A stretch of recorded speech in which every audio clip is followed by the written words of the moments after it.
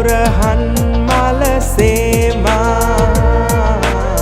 සුපිපුුණු ඔබේ වත බෝමා දැක්ක ගමන් සිත සැලෙනා ප්‍රේමිනුම්බේ අත ඕනා දැක්ක ගමන් සිත සැලෙනා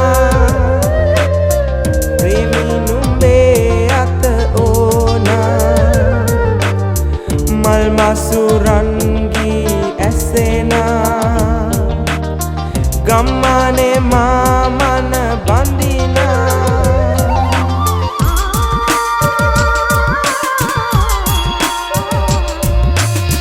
නානේ නානේ නානා නානේ නානේ නානා නාගම් දෙනා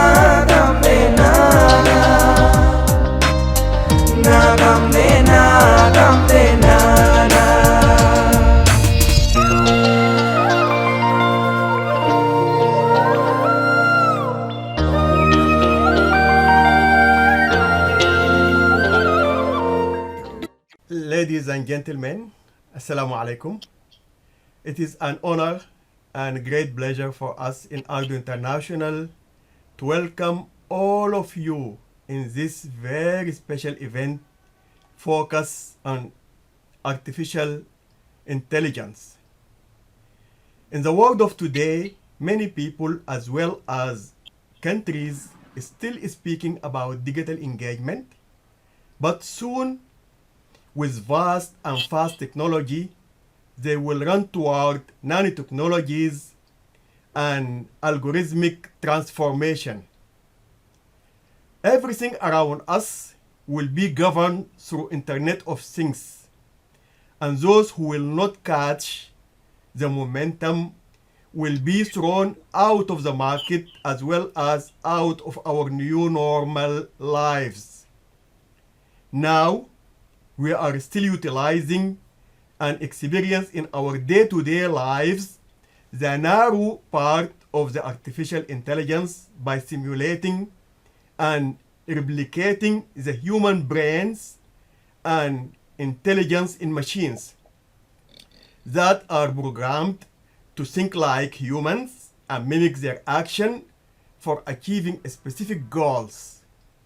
And on the other hand, still the wide part is only available in the science fiction movies. Ladies and gentlemen, in this event, we have an additional feature of networking and sharing insight in breakout rooms of 4 persons per room to get to know each other and share thought on artificial intelligence and also get insight for 30 minutes. So today our distinguished speaker, Dr. Peng Choo and Mr. Miro will show us the big picture and lead us to imagine and think in the unthinkable, as the artificial intelligence will remain an extension of human capability and not a replacement. Mr. Peng Choo and Mr. Miro, the floor for you. Hello, everybody. Good evening and good morning and good day from so many countries. My name is Peng, originally from Brunei, and came to Australia many years ago, about 37 years ago, in search of challenges in this country, which I think ultimately I found it. And so what we found was, I suppose, after so many years, we invented a technology called runlinc, which we believe will be able to use for social good, especially in the context of artificial intelligence. So going straight into it, if we can quote, yeah, I think the slide is there. So rather than I try to recollect it, just read it out. AI is a fundamental risk to the existence of human civilization. So then we say, can we then recall creativity from hibernation in order to mitigate AI posing the biggest risk to humanity. And in a nutshell, I suppose in layman's term, as I try to explain in this STEM roundtable just a few days ago, involving many ASEAN countries, is it possible to get a solution called more AI police than AI robbers? Yeah. And so what is the risk that we have seen in our journey on teaching artificial intelligence, STEM, and Internet of Things educations using this technology called runlinc to many, many young students, as well as to university students and engineers using this technology. Where do we see that there are issues besides all the good things artificial intelligence can do? And we observe that, for instance,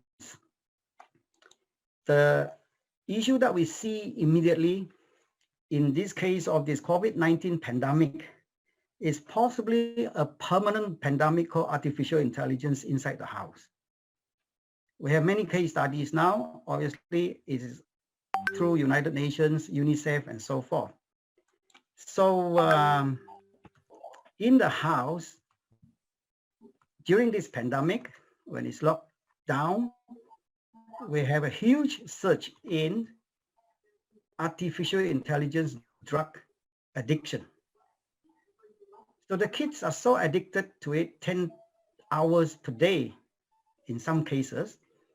We have a case study here, and I hope that he'll share his experience later, called Arifin from Malaysia.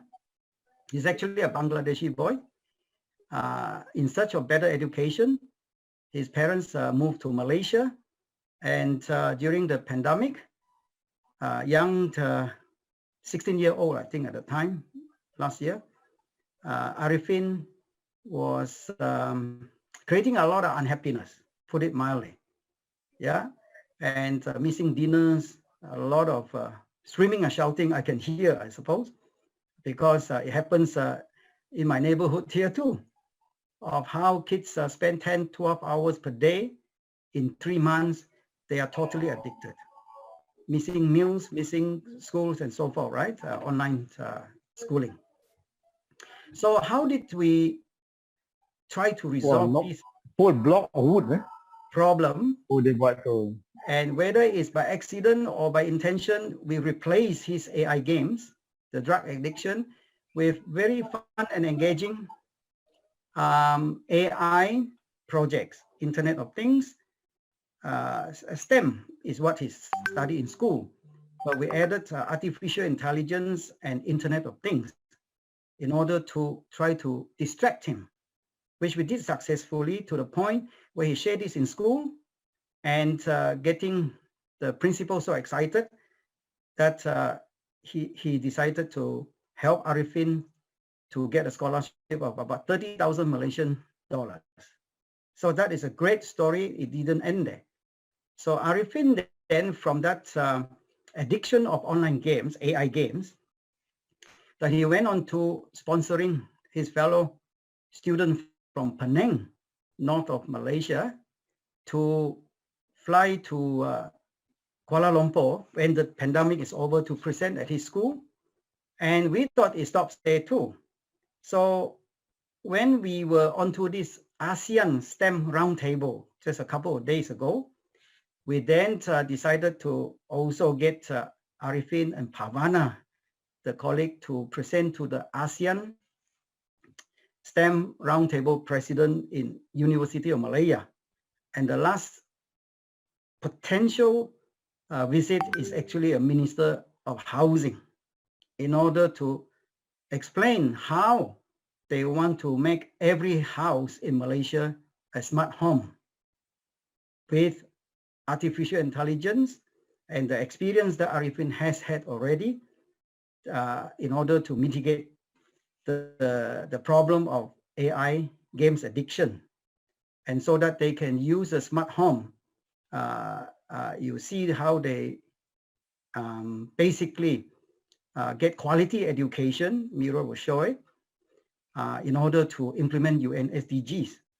So quality education, SDG number 4 is used to solve the problem of gender equality and with the chance to hopefully double the human resource in order to then create more of this solution for AI to counter AI drug addiction. Okay, so that's just one example of what we have experienced during the pandemic. And so there are many case studies now that these kids will respond to very engaging sort of AI STEM, as well as what do you call these Internet of Things projects. Yeah, for instance, they will make an intruder alarm with 6 lines of code compared to perhaps a few hundred lines of code.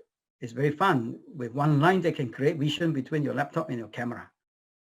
With 2 lines, they'll make their own web page with 2 buttons that they will be able to turn on and off things like intruder alarm, right? Light, sound.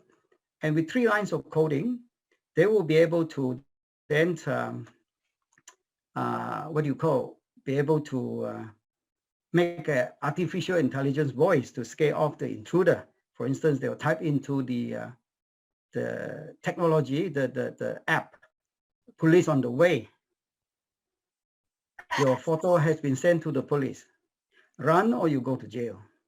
So kids as young as 10 years old can start getting connected to fun projects like this in order to distract them from the addiction of AI games. Now, that is just very quickly, and some of these young students will tell their stories during networking, as well as a few of them during this session. And so then I get into STEM is such a big subject globally now. PricewaterhouseCoopers has a STEM research in Australia called Smart Move 2015. And I think today is still valid. And it says if we can in Australia, I think this applies to many countries if we start changing the figures, if we shift 1% of the Australian workforce of approximately maybe about 10 million workers, let's say, out of 25 million population, 1% only, maybe about 100,000, into the STEM jobs, the GDP of Australia will increase by $57 billion. So if we do the same thing by shifting 1% of the workforce in Malaysia into STEM, I think the kids here from the schools, mentored by uni student and professor, should be able to work out how many billions of ringgit of increase in GDP in Malaysia. Very interesting PricewaterhouseCoopers research. So we have more or less defined the problem. I mean, there are a few other examples that we can give in terms of this threat of AI. For instance, there are AI copyrights. We call it AI copyright, right? Machines that written articles were given copyrights. It takes only 5 hours. So that is the strategy we're using to engage young students from about 10 years old upwards and getting them to win competition and scholarship and getting them to replace these addictive AI games with this fun sort of Internet of Things project. So the other thing facing the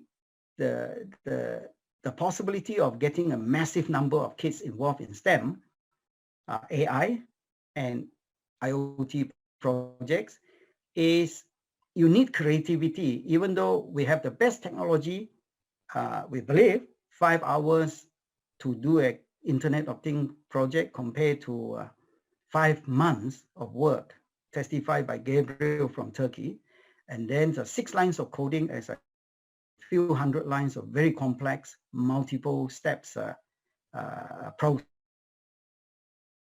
thing that confront this process is whether we have enough creativity, whether we have, according to this graph that you see, at the age of 10, the creativity has dropped down to about 30%. By uni, it left about 2%. So if we give the best technology, even if we have it, how could you make use of it to solve this, as I said, AI pandemic? As a result, clearly shown, I suppose it may be not so apparent if it is not for the pandemic, the COVID-19 pandemic, that you have a issue of AI pandemic, AI games pandemic, put it this way. So then, if that is the case, can we recall creativity from hibernation? And why did it go into hibernation? When I asked around, they said in school, I do not solve problem. I go to school to memorize. I think I am myself experienced that. When I went to school many, many years ago, I memorized until I get A's. It's incremental. Many people can do that. And I experienced when I went to uni, that stopped, because then you have a huge volume of things to memorize, which is impossible. So you can see that we are not trained as problem solver. We do not need to use creativity or imagination or ideas. We just go and regurgitate and get the marks and get a piece of paper, and then we start our training when we go to work. So how do we intercept this? Can we, in this graph, can we claim that if we can claim that creativity is a form of mental energy, then according to the law of conservation of energy, maybe you cannot destroy it. So then at 66 years old, looking at this graph, I thought I was zero. But according to the law of conservation of energy, maybe not. Maybe I'm left with 0.1%. If I can somehow recall my creativity to 1%, 10 times more, plus my 66 years old experience, life experiences, maybe I can go around solving a lot of problems. So how do we recall creativity then from hibernation if you cannot destroy it? We say maybe you need to solve problems. Like all these young students, you give them the problem that they can solve, like intruder alarm. Perhaps is one good example. With 6 lines of code, rather than hours and hundreds of lines of complex code, they may be able to engage themselves and using their ideas and imagination to solve problems. Maybe they can recall, like a 10-year-old kid student can recall his or her creativity and increase it back to 40% at 10 years old. So that is what we are measuring at the moment. And thanks to this ASEAN STEM roundtable, I think we're going to be able to expand it to include SAARC countries as well and the rest of the world slowly. And with the endorsement of the professors specializing in STEM, we're beginning to see that there is a movement now able to perhaps, the dream is to make every home a smart home so that we can mitigate the risk of this problem of AI drug addiction. And hopefully we got a lot of AI policemen compared to police, compared to AI robbers that could empty your bank accounts. So going on to then, of course, that is a process of changing the STEM education pedagogy from 80% theory to 80% hands-on problem solving. As I said, why STEM is so important. PwC has a report there. And that if you shift 1% of the workforce in Australia into STEM, we increased our GDP by $57 billion. Then we went on to Bhutan, and over the last 3 years, and finally, STEM was not known in Bhutan in 2018. By 2019, with a lot of hard work, the King of Bhutan decided to establish the Royal Society for STEM. And by 2020, in his National Day speech in Bhutan's education reform, STEM education reform, he decided to call it, makes them a daily language. So we thought that, 5 hours compared to 5 months is possibly the way to go. And they did a research, comparative research anyway, at the Royal University of Bhutan, together with the Sri Lankan Technology Center, an AI professor from there. And this research paper concluded that runlinc is more effective than what they use at the moment. So that gives us comfort that they then got it blind reviewed by IEEE Canada and get it accepted for their presentation. And so that gives also His Majesty the King the foundation to develop a strategy called Make STEM a Daily Language. So now we have a process of skills transfer, AI skills transfer, again aiming at making every house a smart home. But the skills transfer process, we found that the low-cost way is train university students and mentor the school students. And that process already in place in Bhutan. So I think at this point, I have covered some of the problem. For instance, maybe before I hand it over to Miro to show the case study, is about how we can remember what is the takeaway message. Can we logically call microchip programming equal to artificial intelligence? It's so pervasive, right? Microchip programming into traffic lights, into cars, into satellites, into everything. Yeah. So how do we try to demonstrate that AI is everywhere, because microchip is everywhere? So we say if a simple formula of microchip programming equals to artificial intelligence, microchip is artificial brain, and programming is intelligence.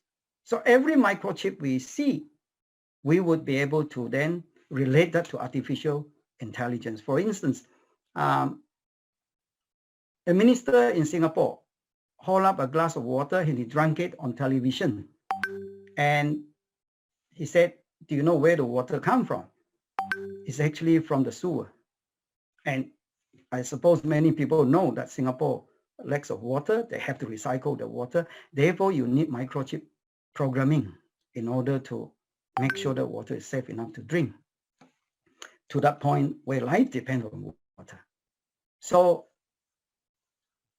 artificial intelligence is at play there as another example to try to relate. Every microchip we see around us, including the games that is being programmed inside the microchip that could create those addictions, is actually artificial intelligence at work. Yeah. And so, Miro, are you ready to share the case studies now? I think my time is up. Yes, we're going to talk about the case studies now. So the first case study that we're talking about is actually young Josh. And Josh is a student that actually took this technology and was able to apply it. So I'll show you a quick video, and then we actually have Josh to talk to you as to how then what the result was for him. So let's just show that video first.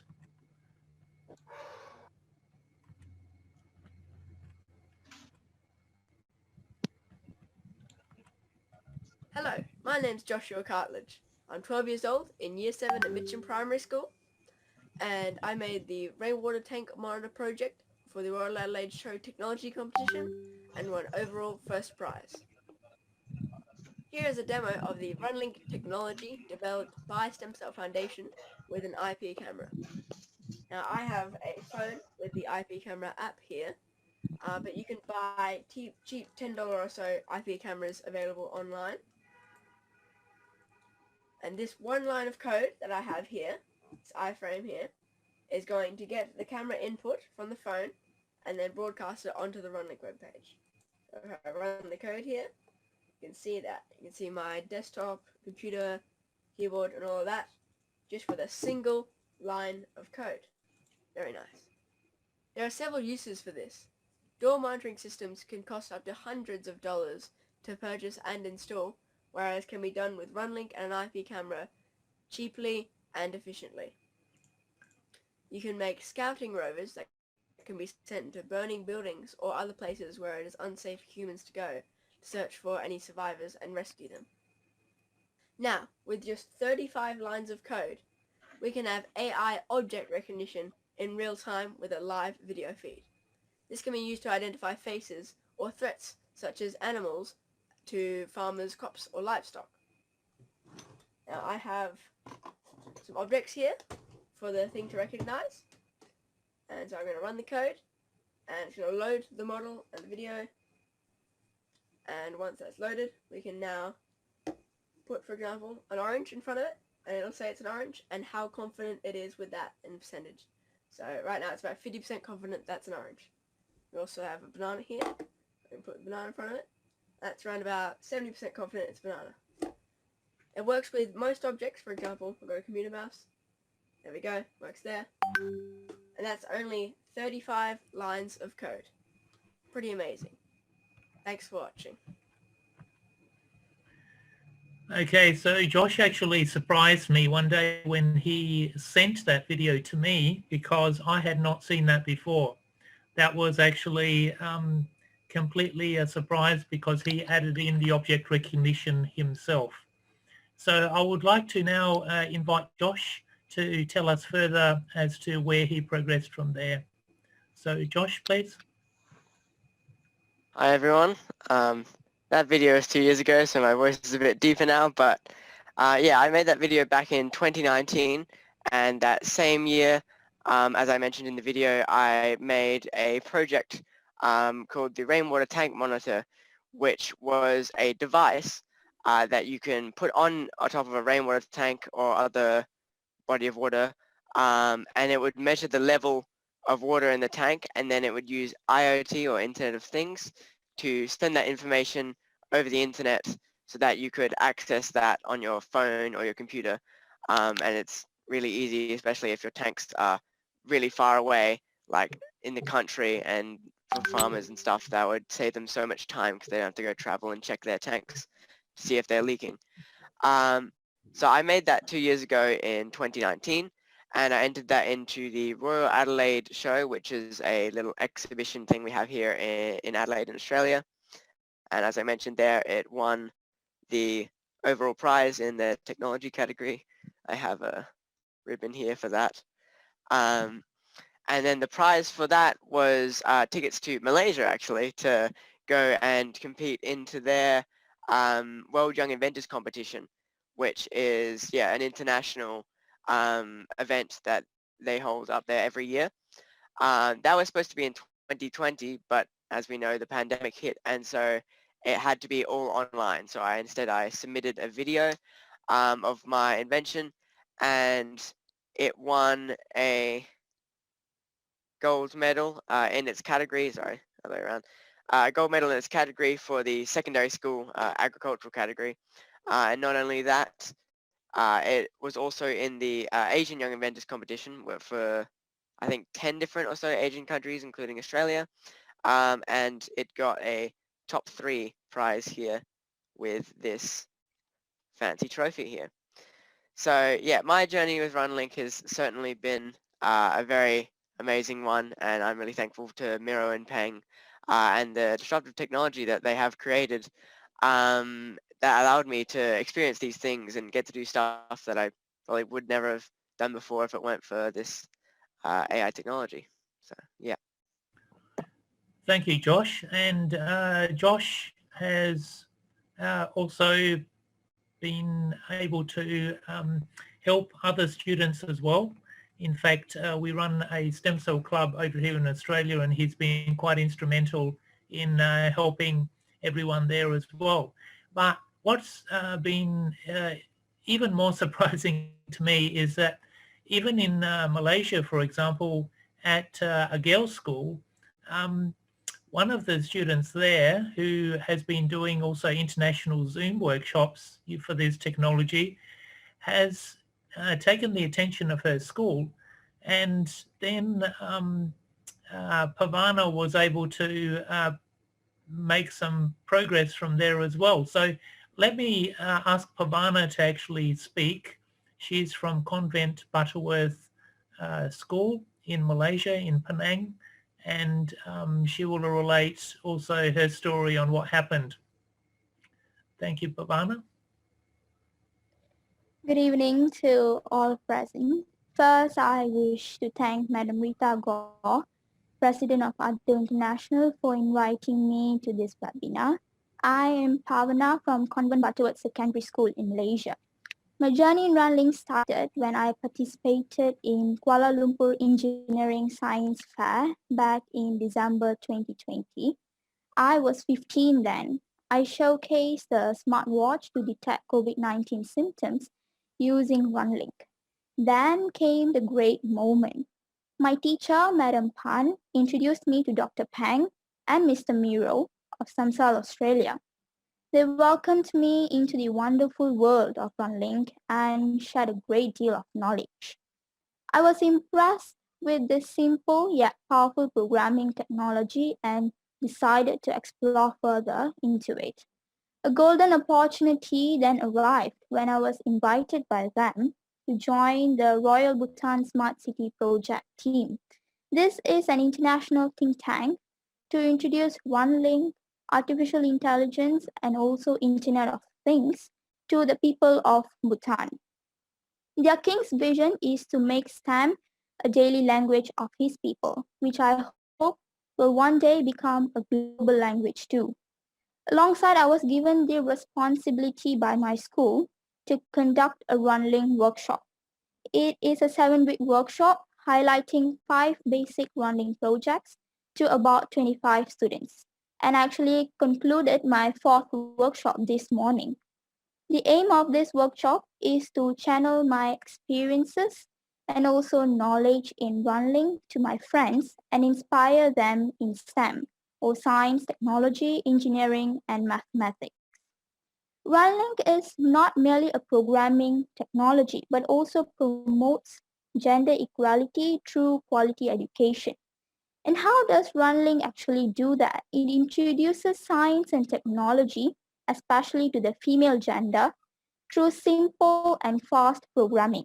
For instance, runlinc requires only 6 lines of code to develop an intruder alarm, while it takes over 300 lines of code by its close competitors.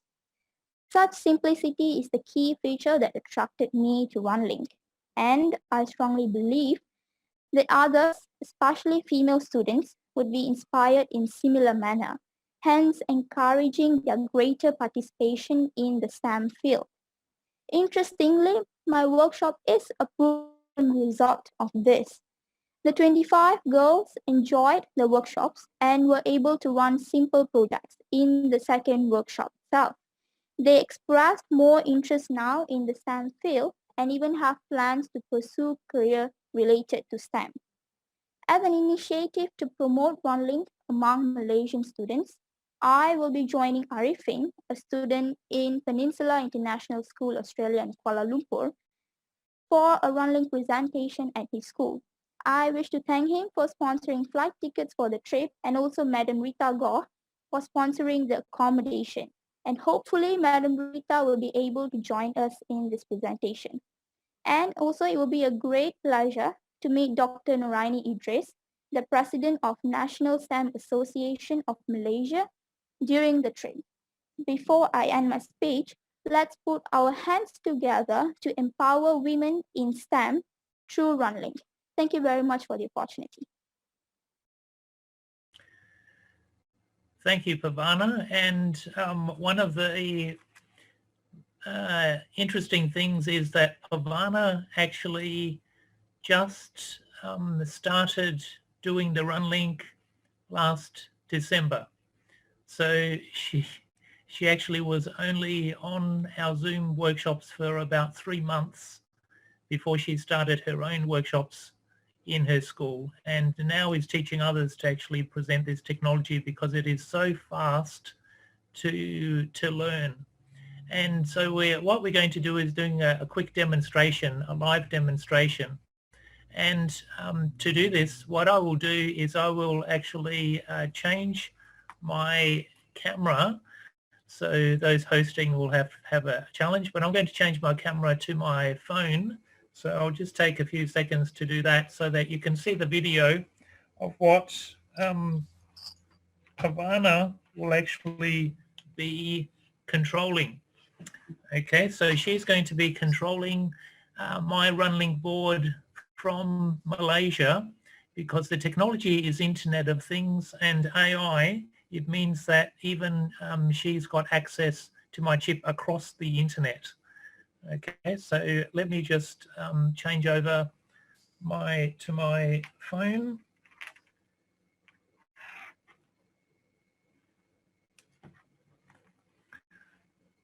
To do this demonstration.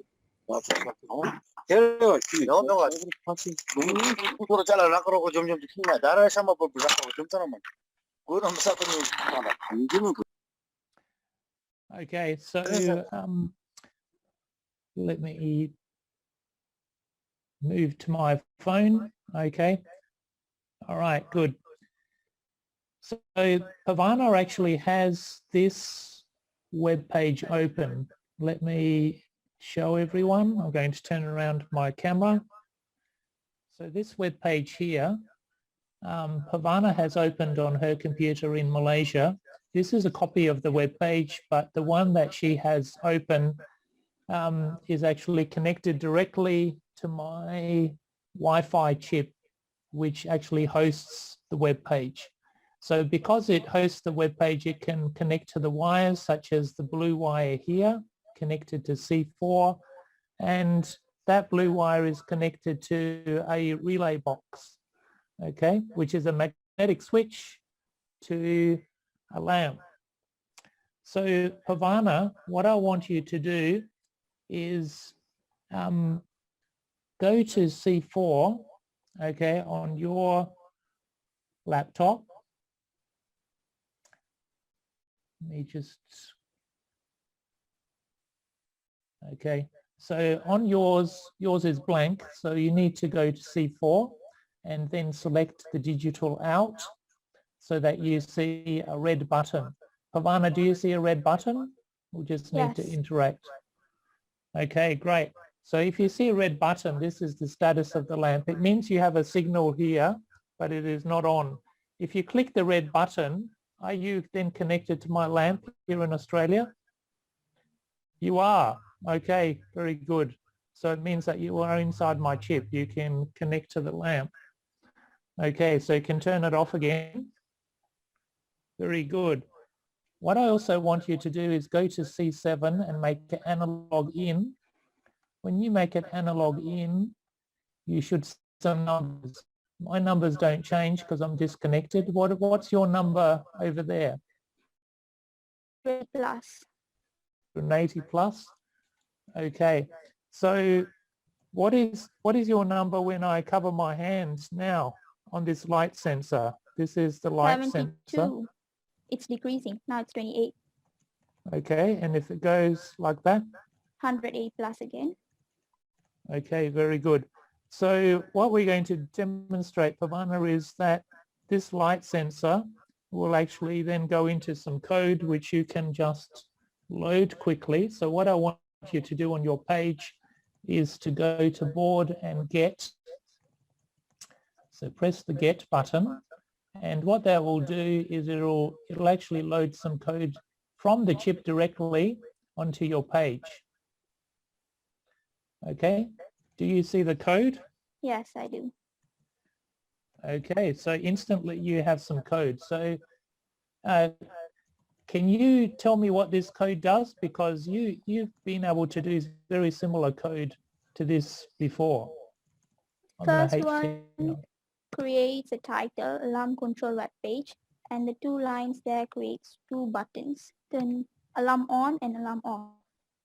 Okay, very good. So let's actually, well, before we do that, I also have some code over here, and that is the light sensor which we measured. On mine, I think I changed it to less than 100. What does it say on yours? Less than 200. Okay, you better change it to less than 100 because you Okay. actually have a number which doesn't go up to 200. So just change it to less than 100 first. Have you changed it? Yes. Okay, then go to run code. And then on this part of the page, what do you see? Title and 2 buttons. Title and 2 buttons. Okay, so it's running the code that you have. Very good. So maybe you can try the buttons because it's supposed to actually activate an alarm on the buzzer, which is connected. Okay, very loud. You can go all the way across the world, I think, everywhere. Thank you. Can you press the other button? Okay, very good. So Pavana has just controlled an alarm over here as well.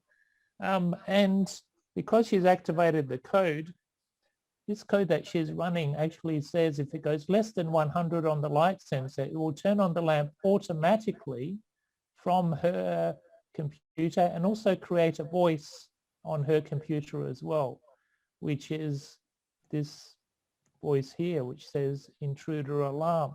So let me try that.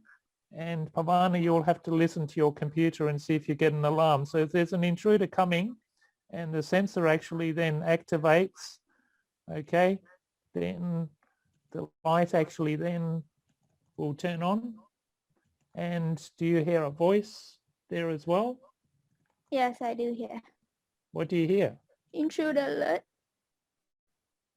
Okay, very good.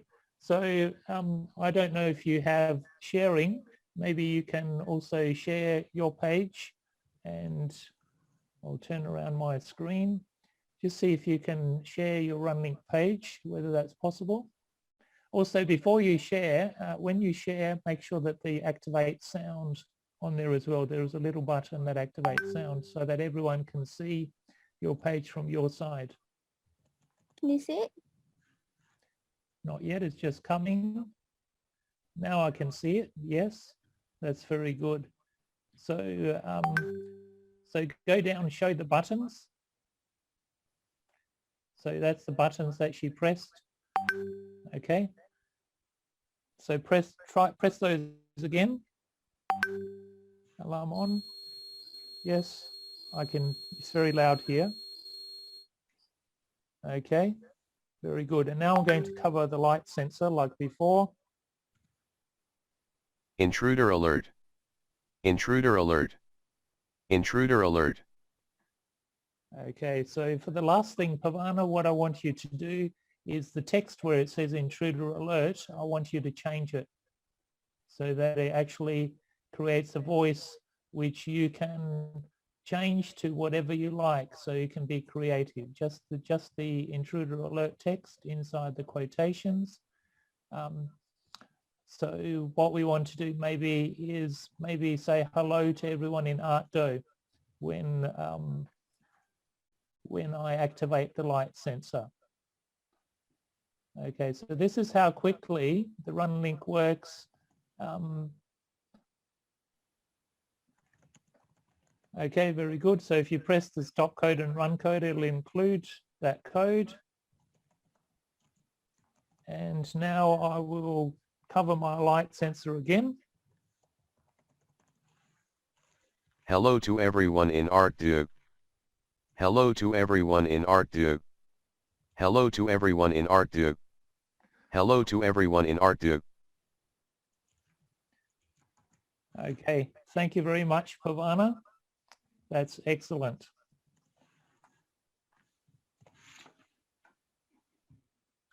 Okay, so now everyone can see an actual demonstration, and that's how quickly students can learn IoT and AI STEM using this disruptive technology.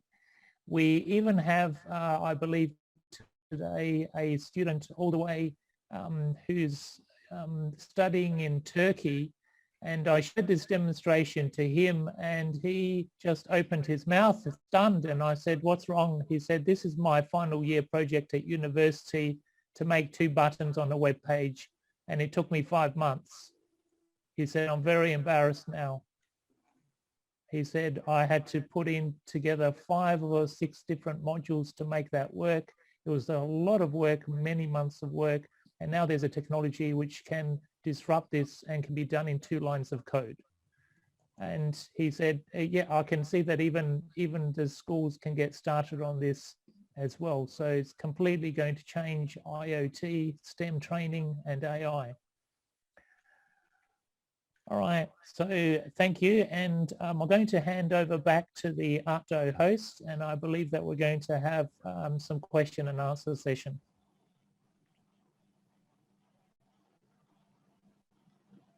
All right, so thank you so much, Pavana, and also to Josh.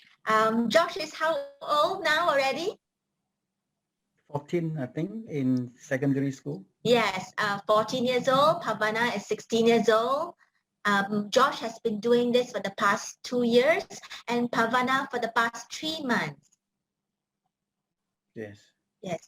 So now we have 10 minutes left before we wrap up. So what we're going to do is now we're going to open up for our participants and our ARTDO members to share their own observations and insights from the past 50 minutes. And also if they have any questions as well.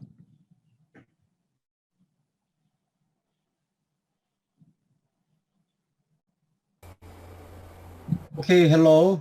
I'm Chang Yu from South Korea. I have a quick question to Dr. Peng. Hello. Good to meet you. Yeah, nice to meet you. You emphasized the importance of the STEM, science, technology, engineering, and mathematics.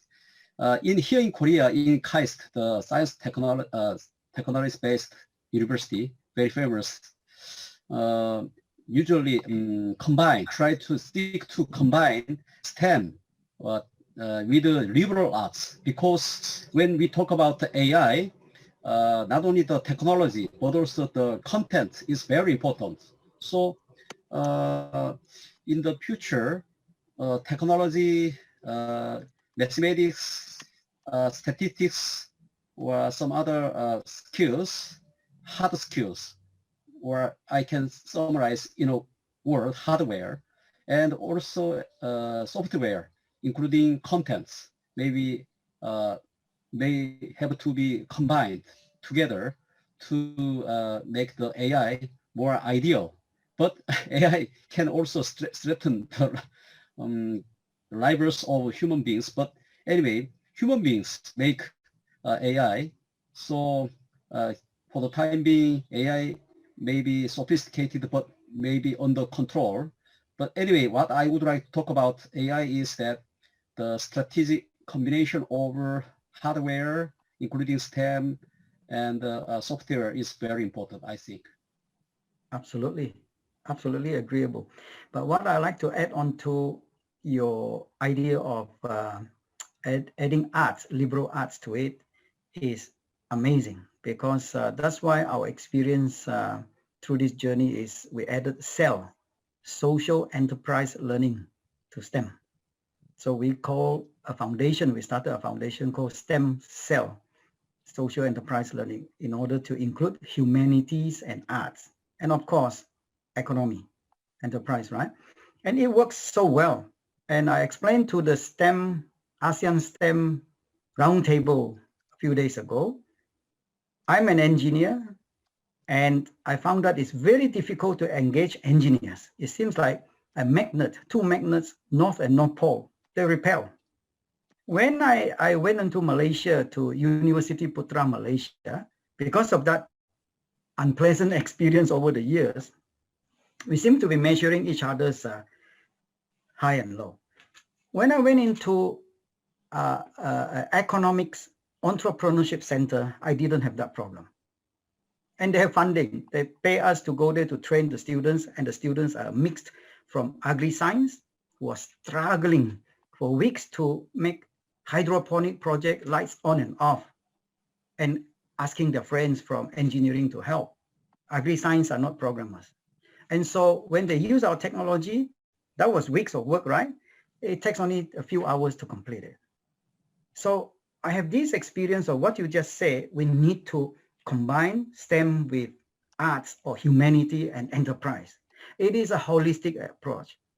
I think in London, they have a school called, or university called LIS, London Interdisciplinary School. And the world is shifting towards that already. That's why I mentioned earlier, this process will change the pedagogy. The STEM pedagogy will change from 80% theory to 80% hands-on. With technology like this, it's possible. Because if you don't have that change, the graduate employability will be very limited. Like me, I was called a paper engineer when I graduated. But in my days, I was programming computers using punch cards. So I'm really a dinosaur of programming. And I'm lucky to have that experience, to be able to share with the kids here how fast the world has changed with microchip invented maybe about as old as me 66 years ago. And look at how the world has changed. And Australia invented the Wi-Fi. And now we virtually use the Wi-Fi for the kids to be able to engage. At the moment, 10 countries. Without even help from this roundtable, we're already in 10 countries. And with the likes of Pavana helping students in Bangladesh, in Nepal with orphanage. So the social enterprise part of it is amazingly obvious that with a good technology like this, I think we are able to put some control and put some sense into the kids. You are using a technology so powerful, you really have to pay a lot of respect to it. Yeah. Can you imagine a 10-year-old? You have seen it already. Within a few hours, we'll be able to make a web page with 2 buttons. That web page is inside a Wi-Fi chip to turn things on and off. So if we don't engender them about this problem of what this technology can do, you really cannot imagine what can happen. If we didn't invent it, somebody else will invent it. But it's good that I've been associated with Professor Yunus from Bangladesh, the Nobel laureate, for many years now. He's my hero. I like what he does in terms of helping the poor, the needy people with microfinance. And if you listen to Muhammad Yunus, he always have one simple message. 6 Alibabas own half of the world's same amount of money. 4 billion people, add all the money together, is the same as 6 Alibabas. And now it will reduce to 3 maybe. So what sort of financial system have you got? It's like a mushroom, he said, with a very thin stem with a mushroom top. But for us, I said to Dr. Yunus, it's not a problem. Yeah, he said that AI is threatening, besides the financial system, but AI is actually damaging and threatening his micro businesses. Imagine, he said, I have one micro business making cakes, 500 cakes per day. Down the road is an AI fitted factory, completely automated, making 10,000 cakes per day, and pre-sell everything and buy at half the cost because of the volume. So how are they going to exist? I said, doesn't matter. Transform their children into AI technology micro businesses. And this man is the person that we all need, because he knows 200 Obamas. Who in the world knows 200 Obama? I think it's only this man. And they all like him. Kings, queens, United Nations. And yet you see the picture at the back of me. He's wearing a scarf called Dr. Yunus Young Ambassador. I did it without his permission. I don't want to go to the lawyers and waste my time, because I know he will say no, the lawyer. Yet he wear it. That's not a problem. And what are these Dr. Yunus Young ambassadors doing? These are the AI policemen, using this technology to get Dr. Yunus to transform his worldwide famous micro businesses into AI technology invention for social good businesses. Get the kids to start social business by kids. Yeah, we have young Zenda, yeah, who is also a Dr. Yunus Young ambassador, Rita, our friend Rita's son, yeah, and he used this idea of helping the poor kids, right? He make greeting cards and selling them. And then he make enough money to send it to Nepal for the doctors to fly because they have medicine, but they have no money to fly into villages that you need to walk 5 days to see a doctor. This is what is so heartwarming to say that there is hope. Parents especially, guiding their kids. I don't think the problem exists. You got the Pavana already. You got the STEM, Asian STEM, ASEAN STEM roundtable. So these kids should be able to then work with Dr. Yunus and seriously, because this involves climate change, right? Obviously, poor people cut down the trees in order to heat in Nepal, and they go blind after 50 years because of the PM 2.5 sticking to the eyes and the lungs. Dr. Peng Choo, we have a comment from Lillian from Manila. Lillian, Hi, Lillian. Lillian, would you like to unmute and share your insights or observation? Lillian from Philippines. Hello. Hi, Lillian. Hi. It's Welcome. evening here in Manila. Same here, yeah, 8:30. Yes. Yes, Dr. Peng, I agree with you that learning is more fun when the theories are being applied in practice. The kids, our youth would love that. Right now, I've noticed that here in the Philippines, because of the quarantine, because we're locked down. Right now, we are under ECQ. It's the strictest form of quarantine here in the Philippines. But then online learning is still happening.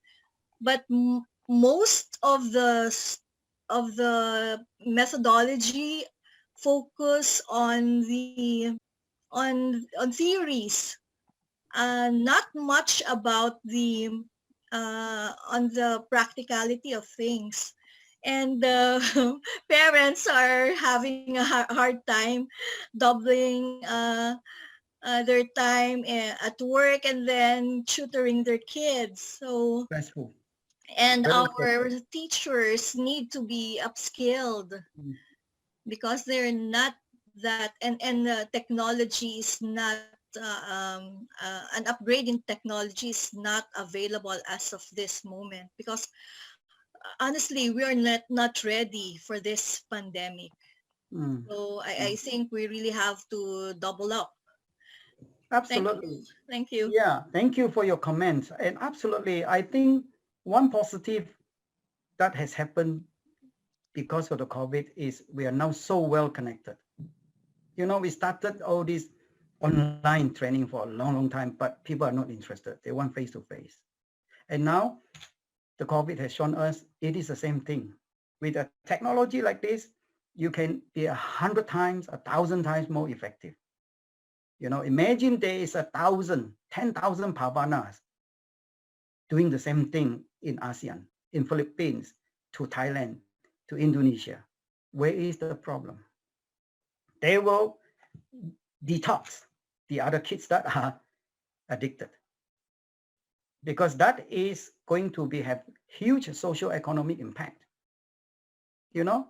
And so I think from what you say about parent stress, obviously, you know, because of the stress, they obviously are happy to give the kids computers, and it's very difficult to police them, yeah, and the laptops and the iPad, and very quickly they get addicted. That's why we call it AI drugs. It's basically online games. Yeah, UNICEF Bhutan director went onto TV and pleading for help.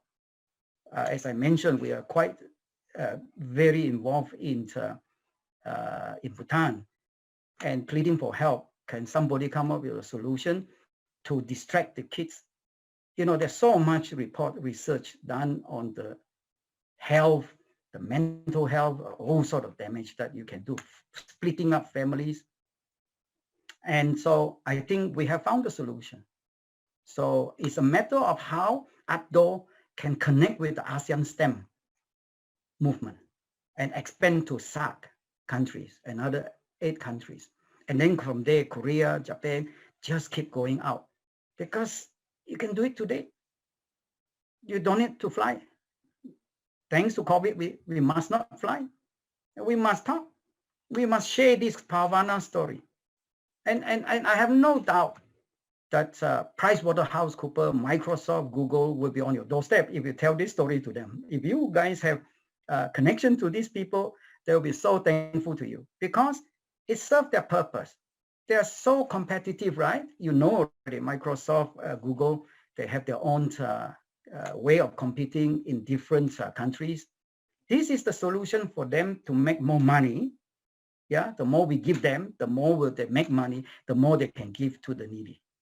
This is the philosophy that we discover. It's actually, I'll sum it up in a nutshell. Why I do this is to challenge the holy books, all of them. Because in there, somebody told me, the more you give, the more you get. If that is correct, I wouldn't stop giving, would I? I give again, it should go bigger and bigger and bigger. It will never stop, even if I want to stop it. So I have proven now, I believe, using runlinc anyway, the holy books are all correct. The more you give, the more you receive. Thank you, Peng Choo. Now we will invite Dr. Atif to do the wrap up before we take our photograph. Thank you. Thank you. Thank you very much. Actually, really, we appreciate the best practices that you showed to us, and you open our appetite in order to support really, because I'm a witness. I attend when the young people in Magic, when Rita coordinated the activity, and I have seen Miro with the kids, they are doing different practices. And also I have seen Xander, he sell his idea not only in Malaysia but also in Cairo, and he have done a lot of good things with passion, and he tried to invest all this to support the people in Myanmar. So this is very great. So all of us, we will stand hand in hand with you in order to spread this forward, and Thank you. all of us, we will become like Rita, support fully. And believe us that in ARTDO International, we will be hand in hand with you in order to make AI as a culture and a way of life. Thank you very much. And thank you to all ARTDO members who attended and all the guests who attend this fantastic session. Thank you very much to Rita. Thank you very much to Mr. Rashid and to all colleagues who support this well done webinar. Thank you very much. Thank you. Thank you. Thank you. For Yes. those who are happy to stay on, we are here. Let us away. also recognize the young people, Pavana and Josh. Hema is still young as well, and they have agreed to join this session just only yesterday without much preparation. So thank you for making our session so hands-on and practical. Thank you. Can we request for a photograph? Can everyone please put on your video so we can take a group photograph? Thank you very much for spending the precious Sunday with us. Thank you to Abdullah Rashid, who insisted that we have to do an event before Ramadan. Therefore, 2 more days of Ramadan. And we would have a follow-up session as well, isn't it, for those who missed out because of the time difference? Yes. So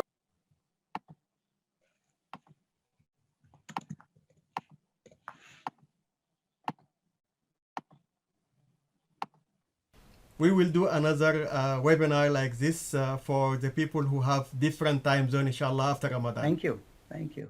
As I said, we are here. If you keep it open, we're happy to answer questions. I know it was a bit rushed. And for those who are staying on, The time here is still okay. It's 8:38 p.m. in Australia, so we are okay in Malaysia. Yeah, too. we So the just kids are wanted there to standing by release. to answer Yeah, questions as well. we just wanted to release those who needed to go for the Sunday Yeah. dinner, That's right. especially Lillian and those of us who are in Asia. It's almost dinner time. And Peter Ilik, it's 7 a.m. in the East Coast. Good morning, good morning. And let's see, Gabriel just joined from Africa. From Turkey. So it's Turkey. From Turkey, Yes. Ankara, I think. Yeah. And Mustaf from Nairobi. Yeah. I mean, these are the Hello. yeah. And Joma also from Juba. And of course, Sonny Kim Gabriel, from Korea. a few words, because Gabriel was the one that was really in shock when he saw the demonstration, and he was the one that told me about his university project.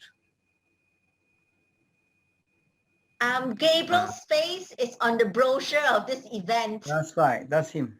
Yes. Yeah, so yeah, Thank you. that is Gabriel. Hi, Gabriel. Thank you, Dr. Atif. That was a wonderful way of expressing the the technology. Thank you. Just before we close off, there's Dr. Winston from Bangalore. Do you have any observations that you might want to share? Dr. Winston is a very powerful leader with extensive experience, and he's worked in Papua New Guinea. He's supposed to be retired, but I don't think he really will retire. Yes, Dr. Winston. Thank you, Any Rita. insights? Yeah. Thank you, Rita. That word is not in my vocabulary, unfortunately. But I think this session was very, very mind-boggling. And thank you very much. Thank you. I think we look forward to the next session. And we give you full support, 100% support. Thank you. Thank you so much. I think we need the support, even Yes. what is proven already. Yeah, I've worked with Dr. Yunus with the microcredit scheme. Really? Yeah. Wow. Yeah. And That's nice to know. we set up the bank in Papua New Guinea. Okay. Yeah. We helped Dr. Yunus to set up 4 Yunus Social Business Center, 2 in Australia, 1 in Chennai, and 1 in Malaysia. And we hosted Dr. Yunus to Adelaide. Okay. 2018. And so I need help to get through the message to him because we were trying to show to him, you know, AI, of course, is threatening the micro businesses, but transform the kids into AI technology micro businesses. Yes, very good. Congratulations. Thank you. Thank you, Dr. Winston. Nice meeting you. Same here. Thank you. Thank you, Rita. All the best to All you. right. And Thank you Dr. so Atif. much. Yeah. Thank you. Very grateful. Thank you. Thank you, Brother Winston. And finally, just want to mention that Sonny Kim was also at the Taipei ARTDO, where he already saw Miro, right? Miro was having the lamp in Australia, and Xander was controlling the chip as well. So Sonny Kim from Jeonju, Korea, who is also with the Global Youth Leadership Center.